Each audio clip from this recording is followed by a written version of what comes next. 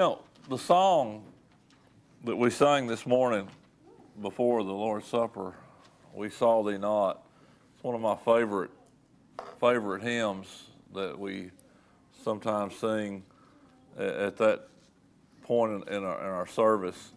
And I think of the words of that song as it recounts really much of these events that we've been looking at the last few weeks. And so as you think back, as Jesus and the disciples, they left the scene of Gethsemane and the garden, we found that while he was there, he was preparing himself for the events that were about to happen. He was building his strength.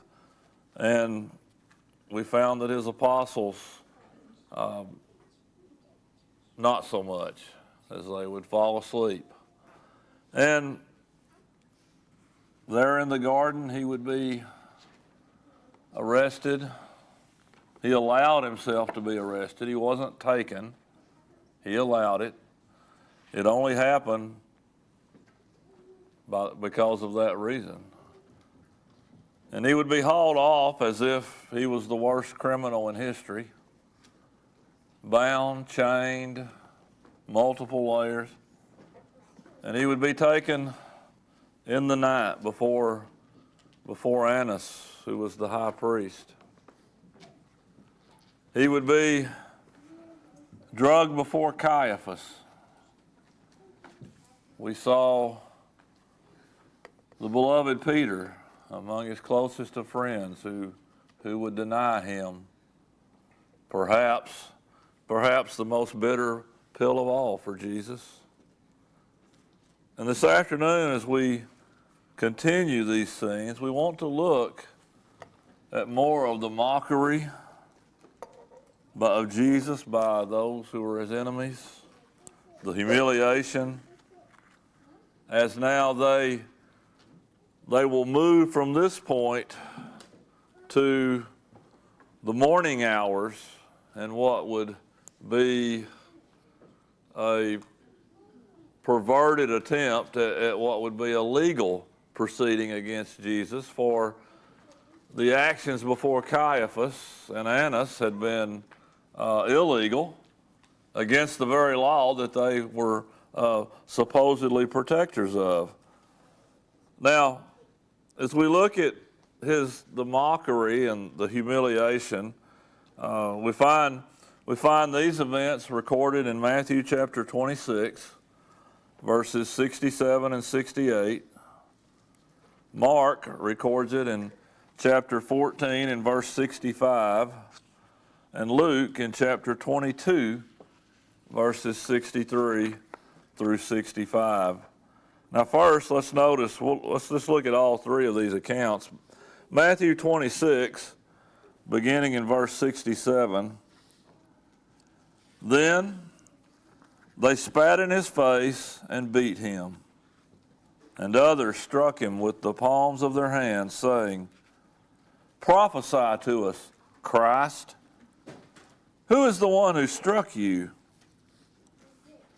In Mark's account, in chapter 14, in verse 65, Mark records it as, "Then some began to spit on him, and to blindfold him, and to beat him, and to say to him, 'Prophesy.'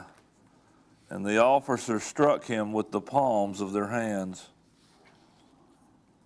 And Luke, in chapter 22, verses 63 to 65, "Now the men who beheld Jesus mocked him and beat him.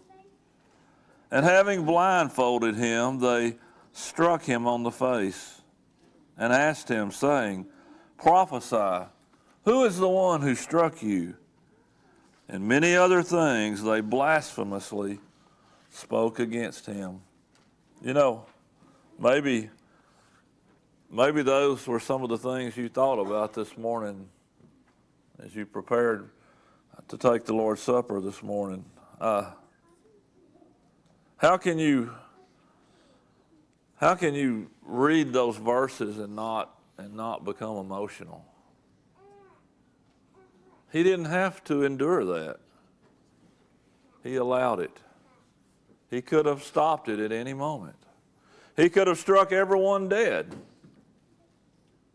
What kept him there? Why did he go through it? Love for you and me. Now,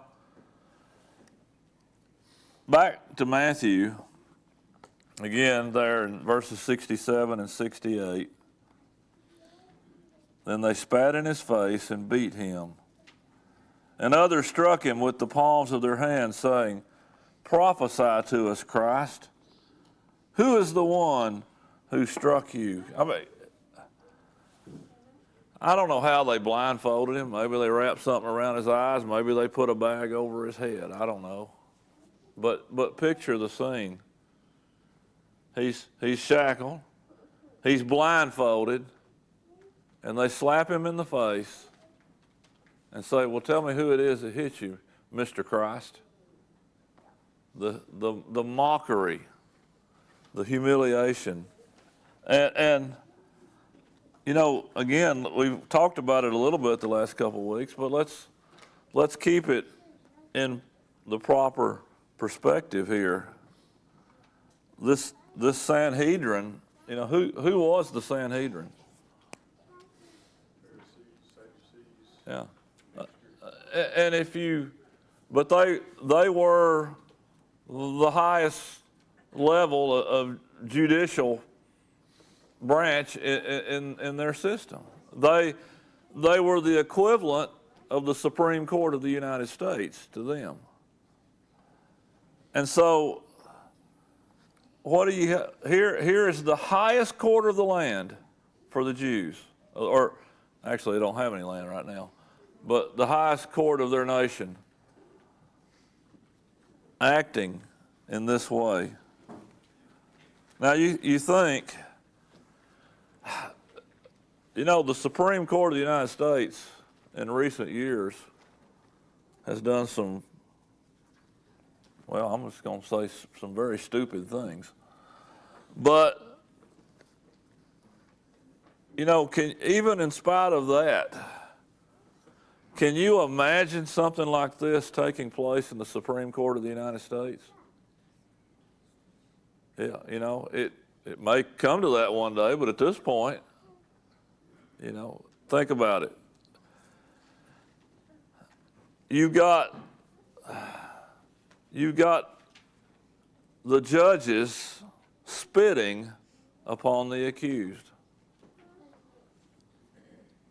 What is any just legal system is based upon what you have rights until you're shown to be guilty. You're innocent until proven guilty. You are treated with a certain dignity, hopefully. And we think, you know, we think it's bad today, and it is, but it doesn't even begin to compare to this. Think about, now, if you murder someone in cold blood, and you are charged with that, and what's eventually going to happen to you? At least in the state of Texas, maybe not California, but what's going to happen to you? Eventually, you're going to be executed, right? But you're not going to be executed until when? You've been proven guilty in a court of law, a fair trial.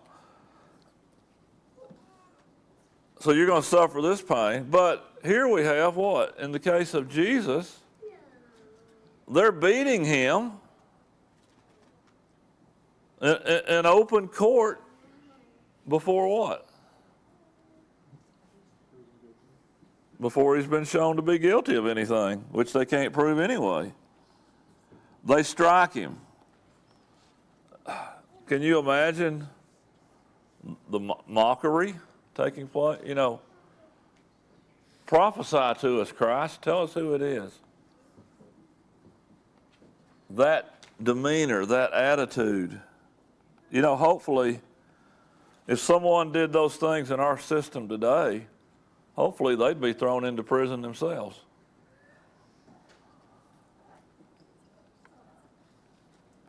You know, these arguments were a whole lot easier 10 or 15 years ago. We don't always act the way we should now. But think about now, the high priest and these others here, what are they really showing in doing these things? They're really showing their true self, aren't they? They're really revealing who they are, because what do we want in a judge? What do you want in a judge?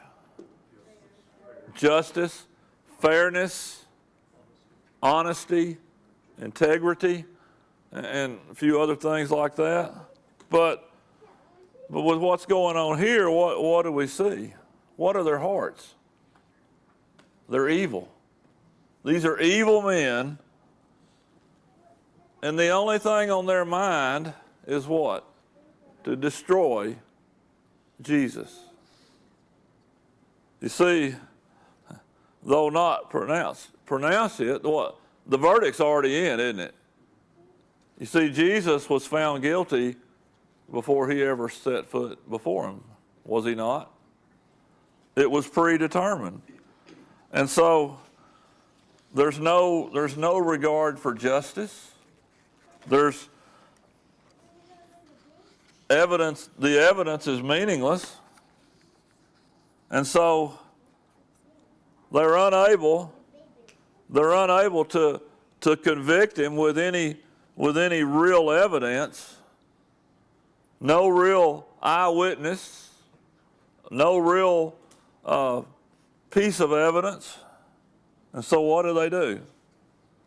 They just decide to spit upon him, to mock him, to slap him, to beat him. And it's only going to get worse. You know, again, this type of behavior, if a judge did this today, he would most likely be impeached and removed from the bench. And in fact, you know, we read off sometimes of these things in other countries and all, third world countries. What if a news story come out about one of our court proceedings that was carried on in that way? How would the world look at it? What would somebody in Great Britain think about it, or somebody in Italy? It would be disgraceful. It would bring great shame upon the United States, wouldn't it? It would be, for a true American citizen, what? We would be embarrassed. We'd be humiliated by that, hopefully, because it's not right. But that's what's going on here. You know, again, it's a good reminder, you know, and we see some of these things in our society today, but how far will man sink when he's motivated by hatred? How far will he go? A long way.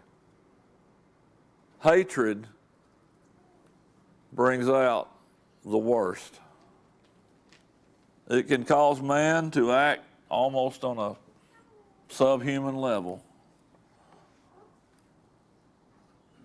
And so, but think about here, so we've got the priest, we've got the Sanhedrin, and they didn't just allow this to take place. They didn't just condone it. In essence, they encouraged it. They supported what was taking place. They even participated in it. And this was doubtless there's been trials through our 250 or so years of this country that the wrong verdict was rendered, and it was a bad decision. But this here with Jesus was the greatest travesty of justice ever seen, and ever will be seen. But they're all guilty in it, even if they're not the individual that struck the Lord. But it's a testament, really. It's a testament to the power of the gospel of Jesus Christ. To think about it now, some of these very people that reach this despicable level of behavior, not too far into the future, some of these very individuals would be convicted by the gospel of Jesus Christ. Some of these individuals at Pentecost and days following, some of these individuals would be repenting of their wickedness. The majority, though, would of course eventually die in their sins. But isn't it amazing? And when Jesus would shed his blood, it would be for these very ones also. Does it make you think of Romans 1:16? For I am not ashamed of the gospel of Christ, for it is the power of God unto salvation. It really should give you shivers. Now let's think about a couple of things from Luke's account. Let's go back over to Luke 22.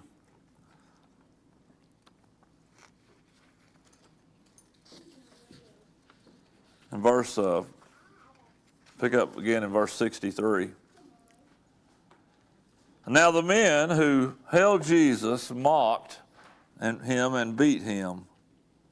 And having blindfolded him, they struck him on the face and asked him, saying, Prophesy, who is the one who struck you? And many other things they blasphemously spoke against him. So see, Luke points out to us here that this mocking and beating was being done by the men that were holding guard over him. Those who were responsible at this moment to actually keep him safe. He pointed out that Jesus was blindfolded. Isn't that an ultimate level of cowardness? These leaders, they wouldn't even allow Jesus to see who was beating him. If you're going to do something like that, what? Be man enough to look them in the eye? But they were so cowardly, they wouldn't even allow Jesus to see. Why do you think maybe it was out of fear? You think maybe it was just to humiliate him? Maybe a little bit of all of it, I don't know. But Jesus is not even allowed to look at the ones accusing him. Again, if you're on trial for something, what do you get to do if you're the accused and Jesse's accusing me of some dreadful deed? What do I get to do? I still get to look him in the face as he takes the stand. As he gets uncomfortable and he starts adjusting his collar.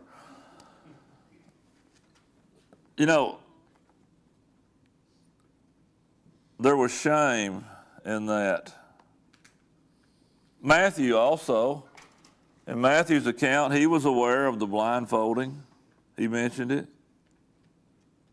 And they asked Jesus, tell us, who's striking you? in the end, the whole process, this whole event was an illegal act of foolishness by the law. And you know, the sad thing is, well, we could say, well, maybe they didn't know better. But who was this? The Pharisees, the scribes, the ones who were what? The protectors of the law, the so-called elite, the ones who were supposed to know the law better than anybody else.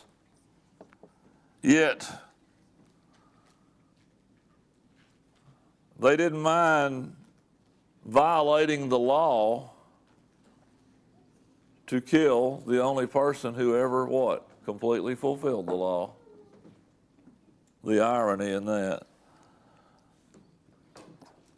Now, again, we know, so they've had their moment here. Let's just think. We're in the middle of the night. They've had this moment. So if they would hold another hearing in just a few hours in the morning,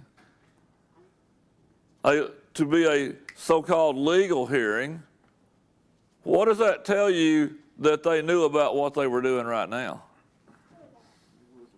They knew it was not right. They knew it was illegal. And they did not care. They did not care. And so they will have another trial then in the morning before turning him over to the Romans and Pilate. Now let's jump over to Luke's account.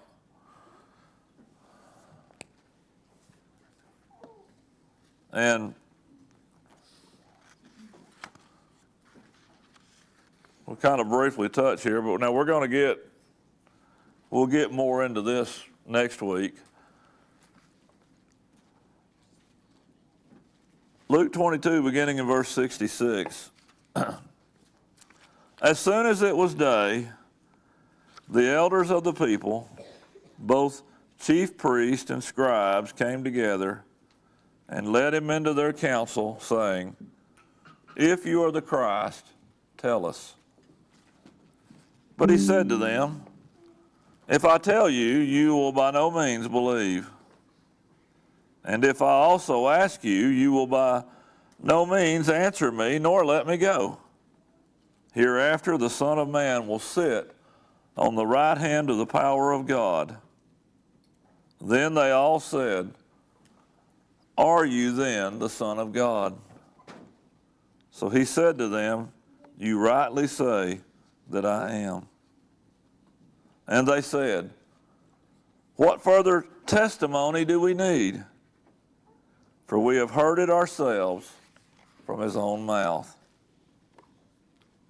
And so, after appearing before Annas and Caiaphas, the Sanhedrin, and another appearance before all, the Jews will pronounce the judgment. But it was really no pronouncement. It had been decided before it ever started that Jesus was guilty of blasphemy. The penalty for blasphemy was death. But the Jews did not have the authority under Roman rule to execute prisoners. Now, if you're still in John, go to chapter 18. Or go to John 18, rather, because you were in Luke. In John 18, in verse 31, and this was the scene after they'd taken him to Pilate. Then Pilate said to them, "You take him and judge him according to your law." Therefore the Jews said to him, "It is not lawful for us to put anyone to death." And of course, we'll argue a little bit more about that later. But the point is, the Jews, the actions of them was only going to go further downhill. The action of the Romans was fixing to go downhill. You know, Pilate tried to kind of shake it off at first, but but it would go downhill. So next week, we're going to look at that trial, the so-called legal one. And then the following week, we're going to look at the death of Judas. And then we'll move in to the Roman trial and Jesus before Pilate. But you know, we're going through this, you know, slowly, and I think that's good, because is there anything that's more important or more critical than this right here? You know, if I'm not moved, if I'm not stirred by these things, am I as guilty as those who were participating? You know, when again, I think back to the hymn, "We Saw Thee Not." You know, we didn't gaze in the tomb where once his mangled body lay. We didn't gaze in the tomb after he had risen, that empty tomb, but we believe. But we believe that angels said, "Why seek the living with the dead?" We believe that human eyes saw him, Jesus, from the earth ascend. That is our faith. That is our belief. Oh, what a shame if you don't have a part in that. To live without hope. Maybe your life right now is hopeless, but you have the opportunity to walk out of here today with hope. By being buried with Christ in baptism and being raised up in newness of life. That newness of life that is made possible by that empty tomb. Maybe today you're here and you've just let yourself get away from that. You've become complacent. You've become lazy. You've just let these things slip from your mind. It's time to come home. Jesus is waiting. His church awaits you. Your brethren await you. Why not come home today? If we can help you in any way this afternoon, let us know as we stand together and sing.